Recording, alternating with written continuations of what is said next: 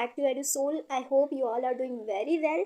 And आज हम फिर से एक बार हाजिर हैं विद अ न्यू मॉड्यूल जहां हम डिस्कस करने वाले हैं about union executive. Union executive में कौन कौन आते हैं एंड इसके मोस्ट इम्पॉर्टेंट पार्ट जो कि प्रेसिडेंट है उसको हम डिस्कस करेंगे एंड आफ्टर दैट हम वाइस प्रेसिडेंट को भी डिस्कस करेंगे इस मॉड्यूल में। बट इससे पहले कि हम लेक्चर स्टार्ट करें और सीखना स्टार्ट करें, अगर अभी तक आपने मेरे चैनल को सब्सक्राइब नहीं करा हुआ है तो सब्सक्राइब कर दीजिएगा एंड बेल आइकन प्रेस कर दीजिएगा सो दैट कि जो भी नए अपडेट्स हो वो आपको टाइम टू टाइम मिलते रहें। सो हम जब देखते हैं गवर्नमेंट ऑफ इंडिया का जो स्ट्रक्चर है वो जब हम देखते हैं वहाँ पर हम क्या पाते हैं कि इसको हमने ना यहाँ पर क्या किया है, हमने सेपरेशन ऑफ पावर्स कर दिया है। यहाँ हमने कुछ अलग अलग पार्ट्स बनाए हैं, उसमें जो भी पावर्स हैं उनको सेपरेट कर दिया है। कुछ को हमने बोला ये एग्जीक्यूटिव हैं, ये क्या करेंगे कि ये जो भी लॉज इनैक्ट होंगे, जो भी लॉज बनाए जाएंगे उनको ये लागू कराएंगे हर जगह पे, या फिर इनका ये देखेंगे कि सही तरीके से पालन हो रहा है या नहीं हो रहा है। ये सारी चीज़ें क्या करेंगे, हमारे एग्जीक्यूटिव्स करेंगे। और फिर क्या बोलते हैं हम, लेजिस्लेचर और पार्लियामेंट बोलते हैं एक पार्ट को। उधर हम क्या करते हैं कि वहाँ पर ऐसे लोगों को हम बिठाते हैं जो हमारे लिए लॉज बनाएंगे, और वो कहाँ से जाएंगे, हम सबके बीच से ही वो लोग जाएंगे। वो हमारे ही रिप्रेजेंटेटिव्स होंगे जो वहाँ पर जाकर लॉज बनाएंगे in the welfare of this citizens, जिन्होंने उनको चूज़ करके वहाँ पर भेजा है, रिप्रेजेंटेटिव बनाकर वहाँ पर भेजा है, वो उनके लिए लॉज बनाएंगे। एंड वो कहाँ पर आते हैं, वो हमारे असेंबलीज और काउंसिल्स में आते हैं। लोकसभा हो गए, राज्यसभा हो गए, या फिर जो हमारे प्राइम मिनिस्टर है, चीफ मिनिस्टर है, एमपीज वगैरह हैं, ये सारे क्या होंगे, हमारे लेजिस्लेटर और पार्लियामेंट में जाएंगे। फिर हम क्या बोलते हैं कि एक और बनाएंगे हम जिधर उनको ये पावर्स देंगे दैट कि अगर मान लीजिए कोई गलती कर रहा है, कोई कानून नहीं मान रहा है जो भी इन्होंने बनाए हुए हैं लेजिस्लेचर ने, और जो भी एग्जीक्यूटिव ने एग्जीक्यूट करे हुए हैं, वो सारी चीज़ें कोई इंसान ऐसे हैं जो फॉलो नहीं कर रहे हैं या फिर उनके विरुद्ध जा रहे हैं, तो उनको सज़ा भी तो देनी पड़ेगी ना, और ये भी बताना पड़ेगा कि आप गलत कर रहे हैं। तो ये कौन करेगा, ये हमारी जुडिशरी करेगी। ओके, तो यहाँ पर हमने कुछ पावर्स को डिवाइड करे हुए हैं, सारे पावर्स को हमने डिवाइड करे हुए हैं, अलग अलग लोगों को वहाँ पे रखा हुआ है दैट आपको ये चीज़ें करनी है। और जुडिशरी में हमारे कौन आते हैं, यहाँ पर आते हैं सुप्रीम कोर्ट। अभी क्या होता है, एग्जीक्यूटिव का responsibility to pass the laws made by the legislator, जो भी लॉज बनाए हुए हैं लेजिस्लेचर ने उनको उन्हें आगे पास करना होता है। उनसे अगर किसी को किसी की वेलफेयर करना है तो वेलफेयर करेंगे, वो लोगों का गरीबी मिटाएंगे, या फिर जो भी बुराइयां हैं हमारे सोसाइटी में उन सबको ख़त्म करेंगे। फिर सेकंड क्या आते हैं, लेजिस्लेटर, जैसा कि मैंने आपको बताया इनका लॉज बनाना इनकी रेस्पॉन्सिबिलिटी होती है। एंड आफ्टर दैट जुडिशरी की रिस्पॉन्सिबिलिटी होती है to solve conflict between executive and legislature. मान लीजिए कोई एग्जीक्यूटिव और लेजिस्लेचर के बीच में कोई वाद विवाद हो गए, कॉन्फ्लिक्ट्स हो गए, उनको भी क्या करना होता है, इन्हीं को जुडिशरी को सॉल्व करना होता है। And other public related matters of और कॉन्फ्लिक्ट्स, जो भी लोगों के बीच में विवाद हो रहा है या फिर किसी ने कोई क्राइम करा हुआ है, ये सारी चीज़ें क्या करेगी, हमारी जुडिशरी करेगी। अब हमारा जो यूनियन एग्जीक्यूटिव है ये डिवाइडेड है 5 पार्ट्स में। 5 लोग हैं, या फिर ऐसा बोल सकते हैं कि दैट 5 ऐसे इंपॉर्टेंट पार्ट्स है जिसमें ये डिवाइड है, जिसमें सबसे ऊपर सबसे इंपॉर्टेंट क्या हो जाते हैं, हमारे प्रेसिडेंट हो जाते हैं। आफ्टर दैट हो जाते हैं वाइस प्रेसिडेंट। फिर आता है अटॉर्नी जनरल ऑफ इंडिया, जो हेड होते हैं जितने भी जुडिशियल चीज़ें हो रही हैं उनमें जो सबसे प्रोमिनेंट हेड होता है इन सबका, हमारा वो होते हैं अटॉर्नी जनरल ऑफ इंडिया होते हैं। आफ्टर दैट आते हैं prime minister, and prime minister के ही कंसिस्ट में, उन्हीं के साथ में आते हैं हमारे काउंसिल ऑफ मिनिस्टर्स, जो काउंसिल ऑफ मिनिस्टर्स है। और प्राइम मिनिस्टर के ही एडवाइस पर सारे जो भी विचार, जो भी एक्ट्स लाता है राष्ट्रपति, वो सारे के सारे किनके रिक्वेस्ट पर लाता है, एडवाइस पर लाता है, prime minister and council of ministers के एड एंड एडवाइस पर लाते हैं। ओके, सो इन सब को हम बारी बारी से डिस्कस करेंगे। अभी हम इस लेक्चर में, ये हमारा फर्स्ट पार्ट है, फर्स्ट मॉड्यूल है ये इस सीरीज़ का। यहाँ पे हम क्या डिस्कस करेंगे, प्रेसिडेंट एंड वाइस प्रेसिडेंट को डिस्कस करेंगे। आफ्टर दैट हम प्राइम मिनिस्टर, जो सबसे इंपॉर्टेंट है, council of ministers and attorney general को भी डिस्कस करेंगे। बट इन दिस मॉड्यूल हम प्रेसिडेंट एंड वाइस प्रेसिडेंट को डिस्कस करने वाले हैं। सो सबसे पहले हमारे आ जाते हैं president. The president is the constitutional head of and first citizen of India. जो हमारे ये जो राष्ट्रपति हैं, ये क्या है, that he is the constitutional head and first citizen, इसे बोलते हैं first citizen of India, president होते हैं।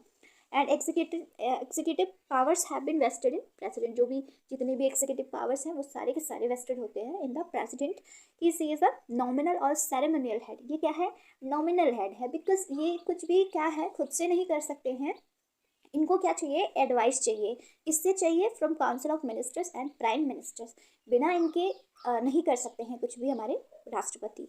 All the executive powers are exercised by president only on the advice of council of ministers. The most important line ये article number 74 बोलता है that कि एक काउंसिल ऑफ मिनिस्टर्स होगा जिसको head करेंगे प्राइम मिनिस्टर्स। और ये किस लिए होगा, this is for advising president. जो भी कर रहे हैं प्रेसिडेंट उनको एडवाइस करने के लिए, जो भी लॉज लाने हैं उन चीज़ों के लिए एडवाइस करने के लिए काउंसिल ऑफ मिनिस्टर्स होगा।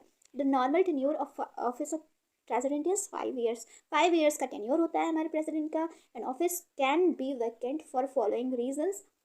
इनका जो ऑफिस है वो वैकेंट हो सकता है अगर मान लीजिए जो प्रेसिडेंट है वो अपना रेजिग्नेशन दे देते हैं टू वाइस प्रेसिडेंट। वो बोलते हैं कि अब हम फॉर एनी रीज़न, अगर मान लीजिए हमारे प्रेसिडेंट जाके बोल देते हैं वाइस प्रेसिडेंट को दैट कि मुझे अब ये ऑफिस में और नहीं रहना है, मैं रिसाइन कर रहा हूँ एंड आपको यहाँ पे मैं मेरी जगह पे आपको बिठा के जा रहा हूँ। सो वैकेंट कुछ टाइम के लिए हो सकता है, 6 मंथ्स के लिए, मैक्सिमम 6 मंथ्स के लिए वैकेंट रह सकता है, या फिर मैक्सिमम 6 मंथ्स के लिए ये जो वाइस प्रेसिडेंट है वो एक्ट कर सकते हैं as a president by the process of impeachment. मान लीजिए कोई भी इनसे क्या हो गया, हमारे प्रेसिडेंट से मान लीजिए कोई भी वायलेशन हो गया कॉन्स्टिट्यूशन का, या फिर कोई भी ऐसा कोई रॉन्ग काम हो गया जो कि नहीं करना चाहिए एज अ अथॉरिटी, उनको नहीं करना चाहिए, ऐसी कोई भी चीज़ हो गई तो उनके ऊपर इम्पीचमेंट लगाया जा सकता है, महाभियोग लाया जा सकता है राष्ट्रपति के विरुद्ध।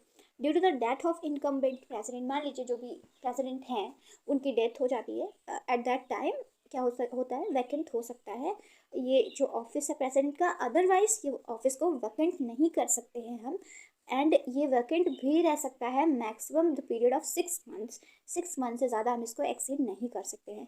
In case of vacancy election should be held with in 6 months. ये बहुत इंपॉर्टेंट है, 6 मंथ से ज़्यादा नहीं हो सकते हैं, एक्सीड नहीं कर सकते हम ये टाइम पीरियड को। फिर हम क्या देखते हैं कि क्वालिफिकेशंस क्या हैं जिनको हम बनाएंगे अपना राष्ट्रपति, उनके लिए कुछ ना तो कुछ क्वालिफिकेशंस में रखने होंगे, जो कि आर्टिकल नंबर 58 एंड 59 बताता है कि क्वालिफिकेशंस क्या होंगे हमारे प्रेसिडेंट के। 58 एंड 59 बताता है कि हमारे प्रेसिडेंट के क्या होंगे qualifications. He should be he और she should be the citizen of India. The most important thing that कि हम किसी और कंट्री के सिटीजन को अपना प्रेसिडेंट नहीं बना सकते हैं, हमको जो भी बनाना है वो सिटीजन ऑफ इंडिया को बनाना है। After that he she should have completed the age of 35 years. 35 साल से ज़्यादा के होनी चाहिए। The person should not hold any office of profit under the government of India, state government or any local governmental body। क्या होता है कि जो भी इंसान को हम प्रेसिडेंट बनाएंगे वो कहीं पर भी उसको कोई भी गवर्नमेंट जॉब या फिर लोकल बॉडीज़ में जॉब उसे नहीं करनी होगी, उसे फुल टाइम हमारा प्रेसिडेंट बन के रहना होगा, कहीं और पर वो जॉब्स नहीं कर सकते हैं। The person must be qualified for the election as a member of house of peoples. जो हमारा हाउस ऑफ पीपल्स है मीन्स जहाँ पर हमारे रिप्रेजेंटेटिव्स जाते हैं, इट मीन्स लोकसभा जो है वहाँ के लिए जो क्राइटेरिया रखे जाते हैं वो सारी चीज़ें उनको होनी चाहिए, उन सब के लिए वो क्वालिफाइड होनी चाहिए, लोकसभा में जाने के लिए वो क्वालिफाइड होने चाहिए। After that the person shall not be a member of either house of union legislature और एनी अदर स्टेट लेजिस्लेचर। उन्हें किसी भी जो स्टेट लेजिस्लेचर हैं या फिर जो यूनियन लेजिस्लेचर्स हैं उनमें उनको मेंबर नहीं रहना है। वो क्या रहेंगे, वो प्रेसिडेंट है भाई, वो किसी भी हाउस के मेंबर नहीं हो सकते हैं, दैट्स इट। एंड फिर क्या आता है हमारा इलेक्शन ऑफ प्रेसिडेंट, किस तरीके से हम अपने प्रेसिडेंट को इलेक्ट करेंगे, ये चीज़ आ जाती है। तो यहाँ पर क्या हो रहा है कि the president is elected by indirect election. उसमें हम तो पार्टिसिपेट कभी नहीं करते हैं एज अ नॉर्मल सिटीजन, हम सब पार्टिसिपेट नहीं कर रहे हैं। हमारे रिप्रेजेंटेटिव्स जो हैं जिन्हें हमने पहले से ही चूज़ करके भेजा हुआ है in Lok Sabha, in Rajya Sabha and in legislative assemblies, क्या होगा उन लोग उनको चूज़ करेंगे, हम नहीं जाएंगे उनको चूज़ करने। ओके, यहाँ पर क्या होता है, is elected by a system of proportional representation. Proportional representation चल रहा है जिसको हम बोलते हैं सिंगल ट्रांसफरेबल वोट। हर एक इंसान किसी एक को चुनेगा एंड आफ्टर दैट वो सारे जो नंबर्स हैं उनमें से जो सबसे कम पाएंगे उनके जो वोट होंगे वो बाकी सब में इक्वली डिवाइड कर दिए जाते हैं, ट्रांसफ़र करा जाता है यहाँ पर वोट्स को, जिसको सबसे कम मिला होता है उनके वोट्स को ट्रांसफ़र करा जाता है। And the president is elected by a electoral college. एक कॉलेजियम होता है, एक इलेक्टोरल कॉलेजियम होता है जिसके थ्रू हम अपने प्रेसिडेंट को इलेक्ट करते हैं, जिसमें किन लोग शामिल होते हैं, the members of Lok Sabha, Rajya Sabha, legislative assemblies and legislative councils of state. Legislative councils assemblies of UTs भी होते हैं, लाइक दिल्ली एंड पौंडीचेरी में, ये दोनों ऐसे यूनियन टेरिटरीज हैं जहाँ के लेजिस्लेटिव असेंबलीज भी हैं और इनके भी मेंबर्स उनमें शामिल किए जाते हैं, ये जो इलेक्टोरल कॉलेज होता है उसमें। एंड जो ये प्रेसिडेंट का इलेक्शन होता है ये थ्रू द कोटाज होता है। यहाँ पर जो वोट्स होते हैं वो कोटाज के तरीके से आते हैं, दैट जो भी विनर है ऑफ द इलेक्शन उसको एक कोटा उसको चाहिए होता है, दैट हमने एक Kota of number of votes चाहिए होते हैं कि उसने उतना पाया है वो Kota of votes, after that वो विन होते हैं इलेक्शन को। इम्पीचमेंट अभी ये क्या है, मैंने आपको उधर बताया था दैट एक इम्पीचमेंट होता है प्रेसिडेंट पर लगाया जा सकता है, उसके भी कारण जो प्रेसिडेंट का ऑफिस है वो वैकेंट हो सकता है बिकॉज ऑफ इम्पीचमेंट। सो ये इम्पीचमेंट है क्या? इम्पीचमेंट आता है आर्टिकल नंबर 61 में, इंपॉर्टेंट है, रिमेंबर रखना। आफ्टर दैट ये इम्पीचमेंट है क्या? Is a form of removal of president from his post by constitutional provisions. कुछ कॉन्स्टिट्यूशनल प्रोविजंस होते हैं उनके बिहाफ पर हम क्या कर सकते हैं, प्रेसिडेंट को उनके ऑफिस से निकाल सकते हैं।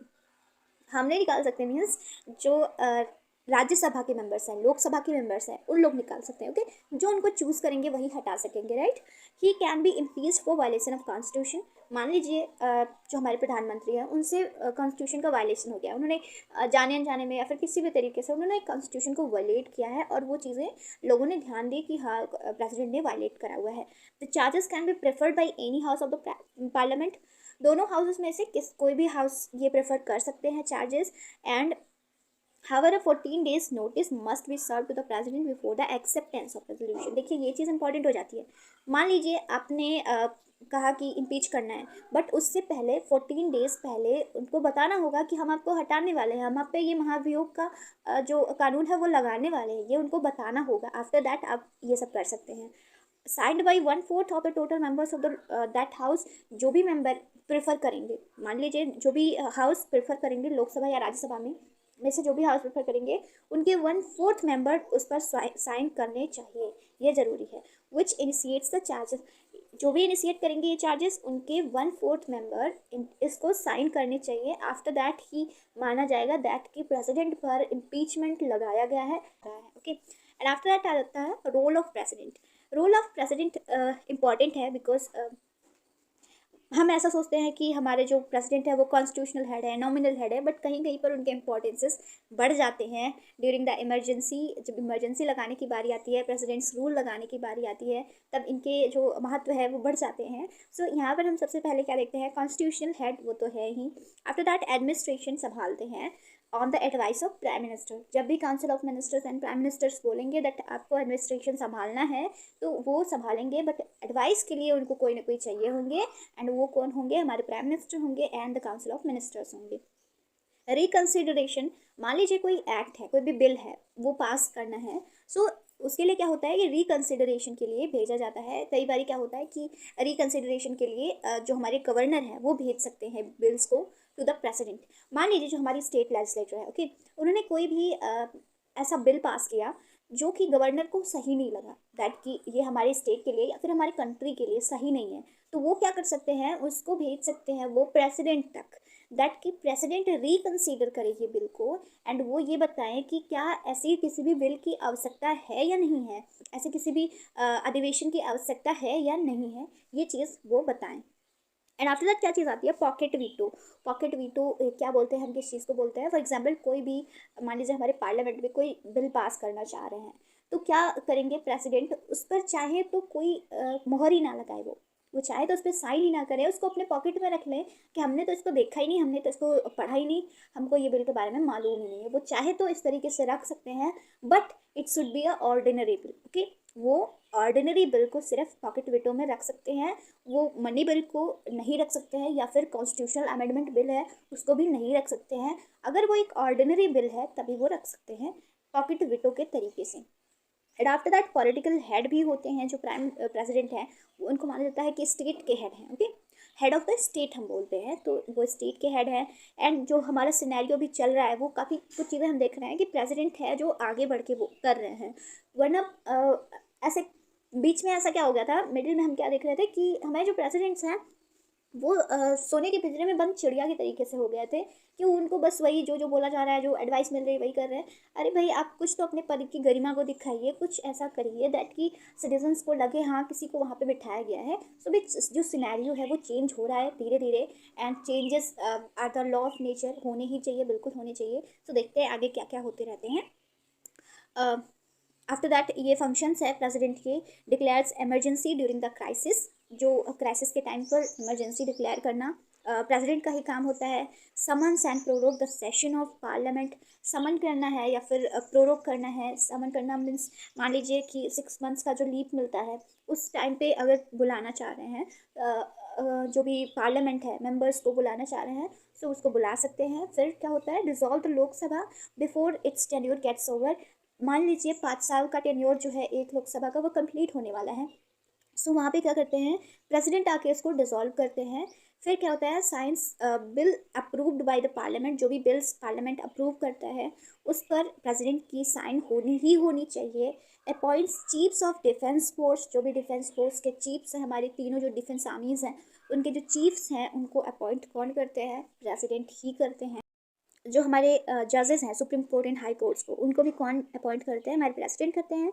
And governors and chief election officer जो होते हैं उन सबको भी कौन अपॉइंट करते हैं, हमारे प्रेसिडेंट ही अपॉइंट करते हैं। Appoint prime minister and councils of ministers, appoint तो प्रेसिडेंट ही करेगा, अपनी एडवाइस के लिए करेंगे वो बात अलग है, बट अपॉइंट प्रेसिडेंट ही करेंगे prime minister and council of ministers को। ये एक टेबल है जहाँ पर दिए गए हैं आर्टिकल्स रिलेटेड टू प्रेसिडेंट जो इम्पोर्टेंट है, गो थ्रू कर लीजिएगा, इंपॉर्टेंट है, 1-2 बार इसको रिवाइज कर लीजिएगा, पढ़ लीजिएगा, अच्छे से समझ में आ जाए, उसके बाद इसका कोई काम नहीं है। एंड आफ्टर दैट आ जाते हैं हमारे वाइस प्रेसिडेंट। वाइस प्रेसिडेंट कौन होते हैं, वाइस प्रेसिडेंट का जो इलेक्शन है वो आर्टिकल नंबर 63 बताता है कि वाइस प्रेसिडेंट को कैसे इलेक्ट करा जाएगा।